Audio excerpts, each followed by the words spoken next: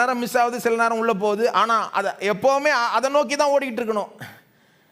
அதுபோல் அது தெரிலன்னா பாருங்கள், ஒருவேளை ஃபுட்பாலோடைய நோக்கம் தெரியல, ஃபுட்பாலே பார்த்ததே இல்லைன்னு வைங்க, ஒருத்தர் அவங்க வந்து விளையாட பார்க்குறாங்கன்னு வைங்க, அவங்கள்ட்ட பந்து வந்தால் என்ன பண்ணுவாங்க, வித்த காமிக்க பார்ப்பாங்க.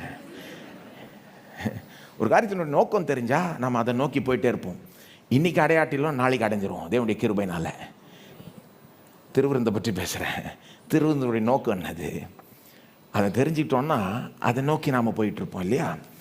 தேவன் இது எந்த நோக்கத்தோடு கொடுத்தார், நம்ம என்ன செய்யணும்னு விரும்புகிறார், எப்படி இதை அனுசரிக்கணும்னு விரும்புகிறார். நம்பர் 1, முதலாவது எந்த நோக்கத்தோடு கொடுத்தார்னா அவரை நினைவு கூறும்படி கொடுத்தார். இயேசுவை நாம் நினைவு கூற வேண்டும். இயேசுவை நாம் நினைவு கூற வேண்டும். இது இயேசுவே சொல்லிட்டார் இல்லையா. லூக்கா 22:19 சொல்கிறார், என்னை நினைவு கூறும்படி இதை செய்யுங்கள்.